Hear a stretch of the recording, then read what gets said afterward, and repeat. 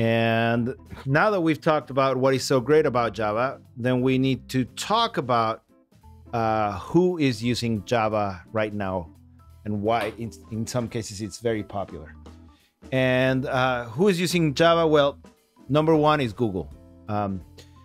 Very big part of the reason why Google became Google is because of Java. And the idea is because Sergey Brin and Larry Page, when they started Google, they were students at Stanford.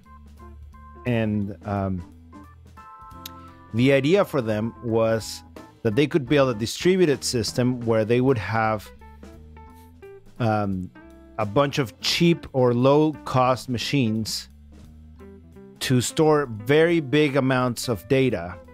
That was the original paper that they wrote. It was big query, big table, and that's the principle of Google. Like you have the idea of like indexing the entire internet, and you can have very low-cost machines all connected through a master system that allows you to share the entire hard drive of machines, the entire resources of machines, as if they were one big computer. So because Java has the distributed computing thing,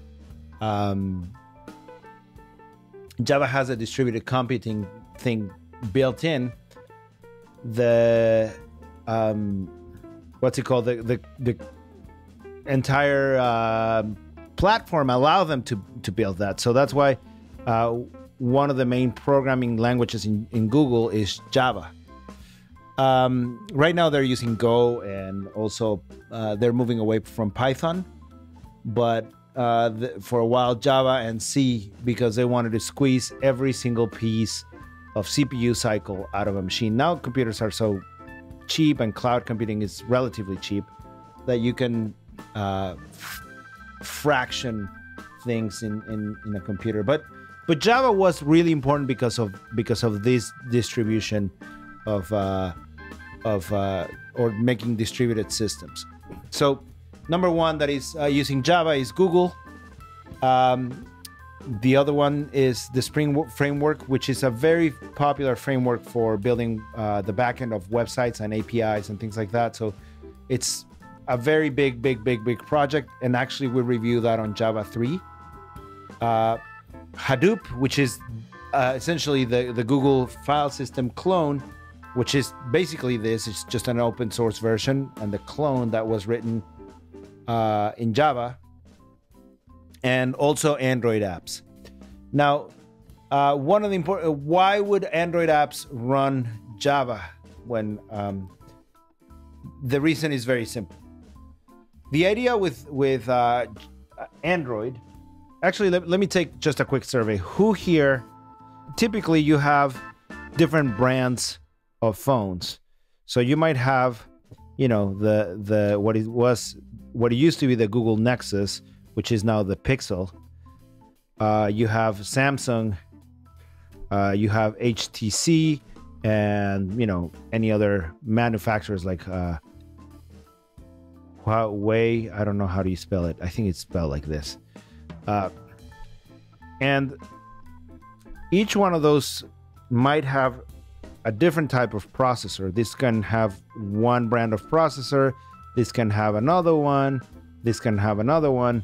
And this can have, let's put, I don't know, another one. So all these different processors have different architectures. So the idea is that the same program or the same app could run in this phone as well as this phone, as well as this phone, as well as this one, and you don't have to worry about who the manufacturer is. So the idea is that yeah, it just you write it once, run it everywhere, and it doesn't matter who is running it on that. So that is, you know, a big thing about Java. There's a lot of other, thousands of other projects that are written in Java. Actually, IntelliJ, which if we go to their website, if you go to the IntelliJ, the JetBrains, where is it? The website, you will see that essentially they're reselling the same product over and over and over. And as far as the same IDEs, so app code is just, you know, they're one for Mac OS and development in case that you don't want to use Xcode. You know, C Lion is very tailored towards C and C++. IntelliJ, which is Java, but all of this is essentially the same thing. PyCharm, which is for Python. It's, you know, the same editor over and over and over again, different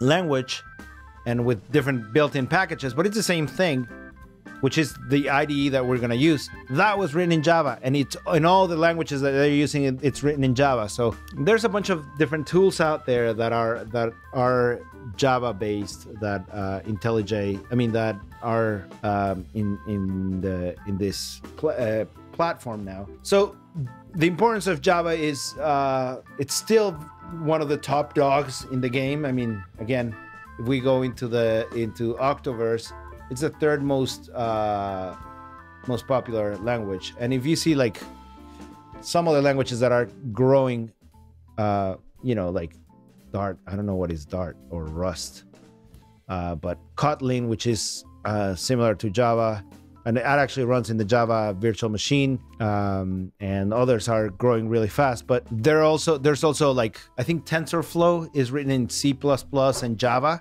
just to try to squeeze every single CPU cycle possible from the entire computer. So to say that Java is not important, it's actually a lie. It's a really important language still to this date. Even though that it started in 1994, it's still one of the king of the programming languages. We've talked about the important things, but now let's talk about what is not good about Java. It has a slow development process, and a lot of it has to do with this is actually where I go back to the question about Android and iPhone. Usually whenever I talk to Android developers or to Android people, they say the reason why I chose Android is because there's a bunch of things that you cannot do with your iPhone that you can do with your Android. And usually when you try to dig in, it says, well, you can go into like lower level settings, you can change a lot more stuff, you can change more settings. That is usually like the consensus, that you can customize your screens, you can customize a lot of things. So a lot of that customization comes at a cost, and the cost usually is on top of like user experience. So you can change a lot more things, but that doesn't necessarily mean that it's as user friendly. But the people that choose that customization prefer that customization as opposed to the easiness of user friendly. Another example would be fancy routers for houses. Like I have an Eero at my house, and sometimes it drives me crazy that it works really well, but whenever I want to poke a hole to have a server on my house, I don't have that option. So me as a more advanced user, I might want to have that extra customization, that extra advanced stuff, but it removes user friendliness. Same thing is the situation with Java. Java has a lot more customization. You can do a lot more, probably. Well, yes, if there's more lower level stuff that you can do with Java than with Python, arguably. There are certain things like multiprocessing and things like that Java is infinitely better and faster than Python, for example. But people tend to prefer Python because their primarily expense of developing software, it's salaries, paying humans to write that code. So if you are trying to like write fast code and things like that, a language like Python helps you a lot. That's why a lot of data scientists that are not really programmers choose Python, because it's a much simpler language syntax wise than in Java. In Python, you can open a file in one line. In Java, you have 3 or 4 lines to open a file, because you're presented with a lot more options and a lot more things around it. but you are presented with a different profile. So that custom, it's the same thing. It's a slow development process, but in exchange for more customization.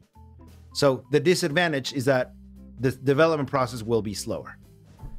And also deployments are a little bit more complex than say a Python thing. For example, if you were any time to write something in Django versus Spring is going to be more robust. It's going to be more stable from the beginning, but Python is going to be more dynamic. So you save a change, immediately the page will have that change. Java, you will have to wait a little bit or recompile and things like that. So deployments are a little bit more complex as opposed to a Python environment. And last but not least, the same thing about the slow development process, that the code can be long and ugly. Again, if you have 4 lines to just open up a file, where in another language you have 1 line, the code can be a little bit more tedious to read. And this is where I sidetrack right now into how to be a good chef. Always write code as if somebody else was going to read it. And I'm going to repeat that again, just so that as you guys are becoming better programmers, always write code as if somebody else is going to read it. So try to not put variables that don't mean anything or only you understand. Things need to be a little bit more explicit. More on that later, but it's just something that I'm going to be trying to hammer throughout this quarter, that it's something important. Okay, so these last 3 slides, in reality, it's just for you guys to understand the pros and cons of Java and, and the history and background of things. Then let's continue into the flow of a Java program. One of the things to understand, this is so Java and C++ are both precompiled languages. And as such, we need to understand a little bit of how are they different, and how does Java achieve the right ones run everywhere element. So if we're in a C++ program, which is this guy right here, you will have your source file. It goes into a compiler, then it creates an intermediate file, .a file, and then once you link it with all the libraries and you pass it through a linker, then it becomes a program, or a .exe in Windows, or in a Mac, a binary program. In Java, it's slightly different because, well, the output of the C++ program, and I forgot to put an extra box here. The output of that linker is what it's distributed. It's what it's sent to like when you download a program and things like that. That's the thing that it gets sent around and distributed. In the case of Java, you have the source file, and then you pass it through the compiler, and the compiler spits out a class file. The class file, as opposed to the one in Java, the one in C, the output of the linker is what it's distributed. In Java, the class file is the one that is distributed. At that point, this file lives in a it's filled with what it's called bytecode. So bytecode, where do I have my QuickTime here? Okay, bytecode. Bytecode is basically a universal set of instructions that can be passed around, because the runtime, the JRE, which stands for Java Runtime Environment,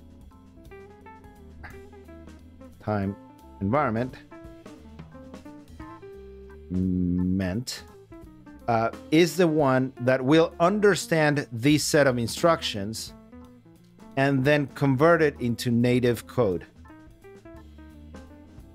So it won't matter if this bytecode was generated on a Mac or it was generated on a PC, the bytecode will be the same. The bytecode is that optimized code.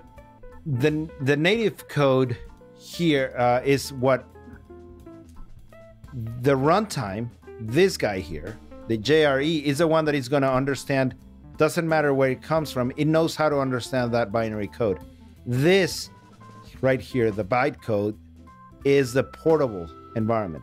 In a C++ program, there are two steps. In a C++ environment, you have that the program goes into the compiler, and then that produces an intermediate file, which then has to be sent to a linker that will grab a bunch of third-party libraries and add them to produce the exe file. In a Java file, there is a compiler, and this file, the .class file, is the output is what is known as bytecode. And what bytecode means is that the people that write Java now, for example, it's Oracle, they will guarantee, they will ensure that this bytecode can be translated to native. And how do they do that? Well, they will provide a runtime known as JRE that will grab such bytecode and will understand the local machine. So you will get a runtime that it's for, say, Mac, Linux, Android, PC, whatever running environment. There will be different flavors of that runtime. But this class will not be modified. They are taking the in this case Oracle, which is right now the guys that maintain Java. They will make sure that that they're going to take the hit of writing the conversion to a native platform. So basically, the runtime is a translator. It's a translator for the different machines. This is the distributable. And let me just put another color there. Let's put the things that are in red as the code that gets distributed. But you see, this is essentially, this guy here is native, and this guy is not native. Basically, what they did is that they invented an intermediate step to run that translation. Here's another concept that you probably have heard, that Java also was a pioneer in those days. Another name for the virtual machine is the JVM for the runtime. And that stands for Java Virtual Machine.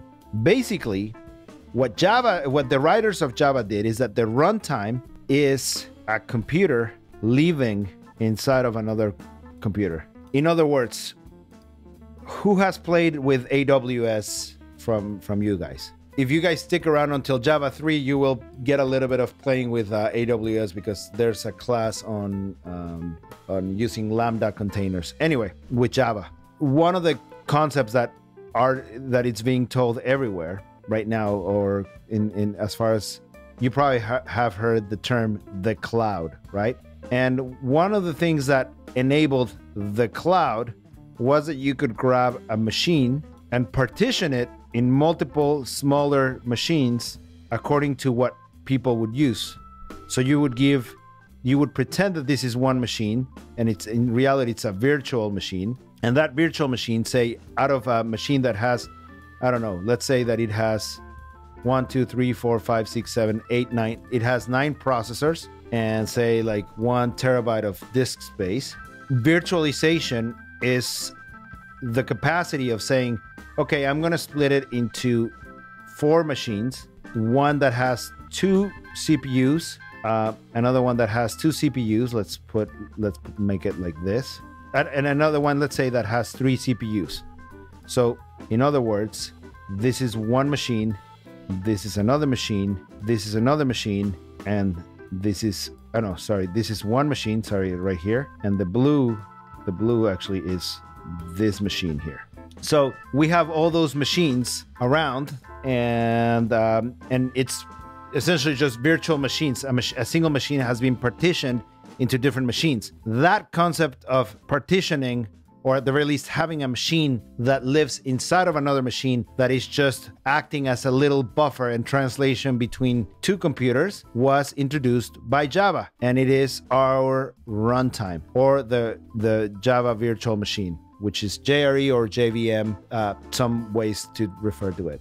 We have now understood what is the JRE, the virtual machine, bytecode, that it's precompiled code that the virtual machine understands, that it's translated to native instructions. A package, we're going to get to that further in, and a jar, we're going to get to that further in. So basically, this is just a zip file of class files organized, and this guy is just folders organizing the classes. So for the next part, I am going to give you a little bit of an intro to the development tool that we are going to use. So if you guys can, in the meantime, if you haven't already, you can go into the JetBrains website, and unless you guys want to use your the Aporto, which is already installed, you can go and download IntelliJ-based IDEs.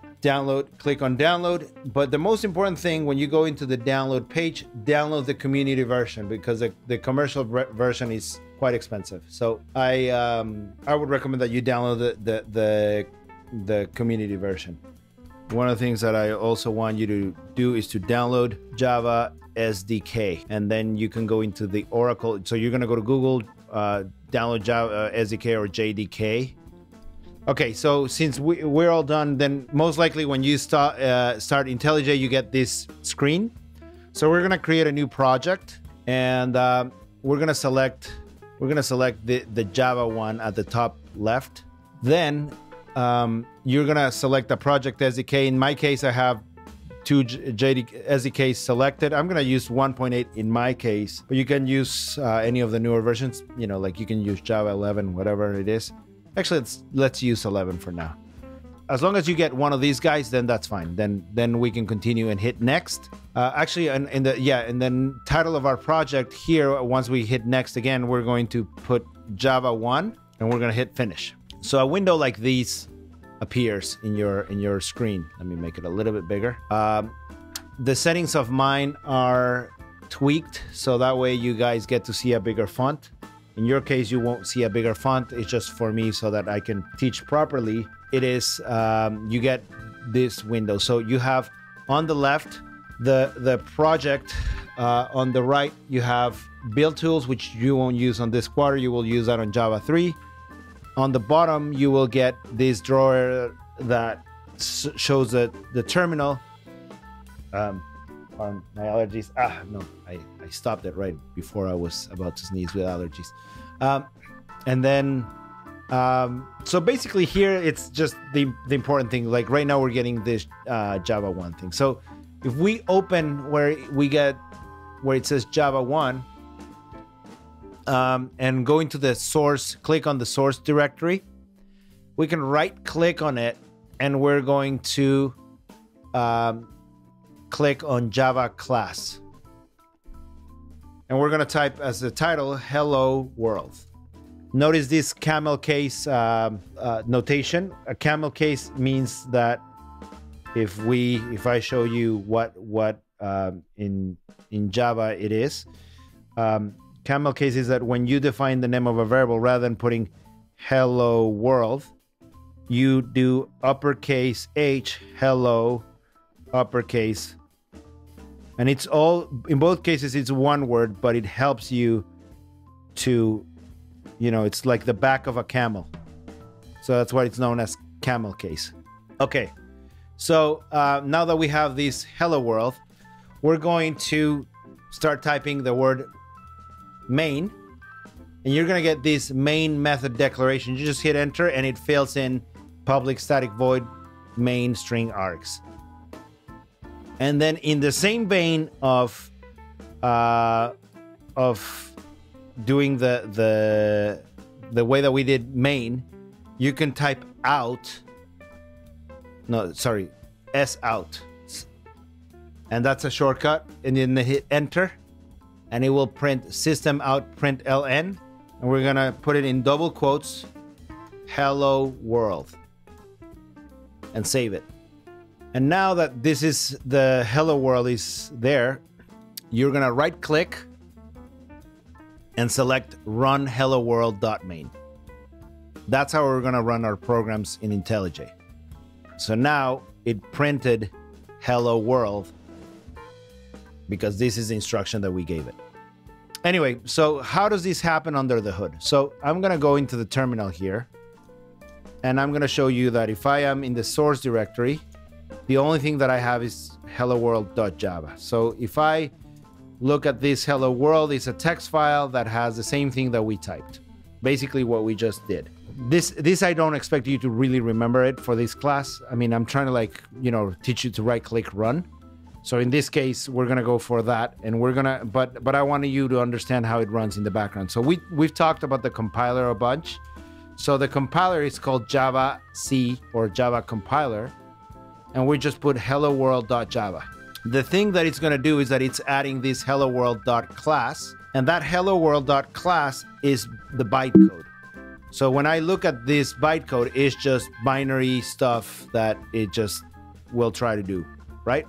It's just understandable. So now that we have this class file, we've talked about how this thing is the executable or the distributable thing. So this is the thing that we can run. So now we use the Java command to execute this program by saying hello world, and it's going to load this class into the runtime environment. And you saw how quickly it loaded it. But when I go right here and I say run hello world.main, I'm presenting you a shortcut of running those two commands. And I'm going to remove this hello world class. When I do hello world.main, you are essentially creating a shortcut of how to execute that code. Another skill that I want to show you is debugging. Sometimes when you have a big program, I don't know, let's make hello world 1, hello world 2, and so on, you might have an issue with understanding why certain behavior is happening. So a debugger allows you to, when you are right next to these numbers, you can click right next to the number and insert what it's called a breakpoint. A breakpoint is represented by this red dot and this red line. What that means is that in debug mode, if we right click and run debug, the program will execute all the way up to this breakpoint. And then after that, it's going to show you a panel down here where it stopped. So it's saying it stopped on line 4 of hello world, which is line 4 on hello world. These are the active variables, which is this guy here. That's the variable that we have active. And it gives you a series of controls here on the top where it allows you to either jump into the next element, step into a function, force step into a function, and step out of a function. So let me do this again. So that way I can explain this. So let me actually create a function, public void function. Just, you don't have to understand this right now, but I'm just gonna move this hello world 1 here, and I'm gonna call it public static void function. Okay. So I'm gonna create the breakpoint right here. Let me stop this guy and get into this. So now that we have this function, when we click step over, is just execute the function without really going deep into the next function. So I'm just gonna click, and then it steps the function, passes it right as if it was executing it. The difference between that and step into, which is the next one, the one with the arrow, is that if I click on step into, it will go into that function and will start executing that code line by line. So you can see what things are active, why things are not working. If I then continue and I have force step into, I mean, in this case, if I press step into, it won't do anything. But if I rerun it, and the reason is because this is a system library, that the debugger needs to force something that is in the system to go into it. So if you use for step into, it's going to take us into the internals of that println function. And let's assume that we dive too deep into the rabbit hole and we want to get out. We simply use this step out and it'll bring us back to the next line after the program. So in short, the debug mode is just a quick way for you to go line by line and understand what is happening in your code. So that way you can troubleshoot it or see if there's something that needs to be done differently. So that is, again, you need a breakpoint, which is this red dot, and it happens once you click next to the number. It's simple as that. You can toggle on and off. And then you can right click and then press debug. Now that we have this understood, if we go back to our original hello world, I want to make sure that you understand all the lines in this program, just so that way we know.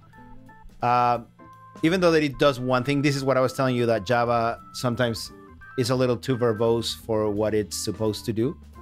But it has 1, 2, 3, 4, 5 lines for just printing hello world. But basically this is just the class that encloses the object. Right now, don't try to understand much what is a class. We're gonna get to that in a little bit. Then this is the method that it's the entry point. And what does that mean that it is the entry point? Any program in a computer usually looks for, where's my whiteboard? Any program usually looks for an entry point. And that entry point essentially is where to start the program. Basically, Java defines that the static void main with an array of arguments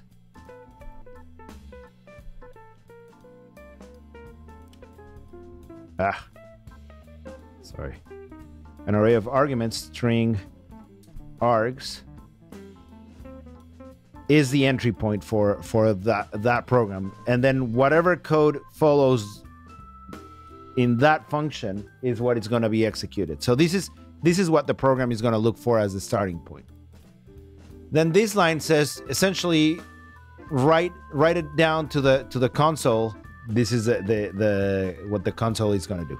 Here's one extra thing that I wanna go through. This line, what does string args mean? So if I go back into my whiteboard, basically a string in Java is an object that holds text.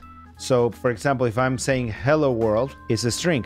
When I have the brackets like this, that means that it's going to be a list of strings. So I can say we're going to have 1, 2, 3, etc. You know, like we can pass all these arguments as different ways to pass information to the program before we execute it. So for example, if I wanted to say hello world and then args 0, that means that I'm going to grab the first element of the list. And right now, this is a chicken and an egg situation. I want you to trust me that this is why 0 is the first one rather than 1. That's something that we're going to get to at some point. But right now, just assume that this is the first one. So if we compile this class in a manual way, and we say Java hello world, and we pass, let's grab somebody random here, Jeff. It's going to now concatenate or put together the first element of that list. So I can probably pass more, let's say Alberto, Jing, and Noel, and even so, it's just grabbing the first element. So if I wanted to see what am I actually getting, essentially everything after hello world is being passed as an array of strings or as a list of strings. Let me just demonstrate it for better purposes. To string args. So if I recompile this guy, now I get that list of all those arguments. So Can you guys give me some numbers of this part right now? Okay, so all of you are understanding that part. That basically what this helps is that we don't keep code hard-coded into, or certain variables hard-coded into the code. You might wonder, then if I run this thing here, why am I getting an empty string? Is because in the interface, we're not really passing any arguments. If I wanted to pass some arguments, I would have to go into edit configurations. And here I can pass, I don't know, Jeff, Noel, Alberto, Shujun, and Jing. And if I click on that, now I can right click, run it, and now it's gonna put all those variables here. But again, that is in the run menu here, edit configurations. It's not necessary to right now use the arguments, but I just wanted you to know that that happens. And we're rarely gonna use those in this class. I just want you to understand each one of the lines in the code of the hello world, which was looking something like this.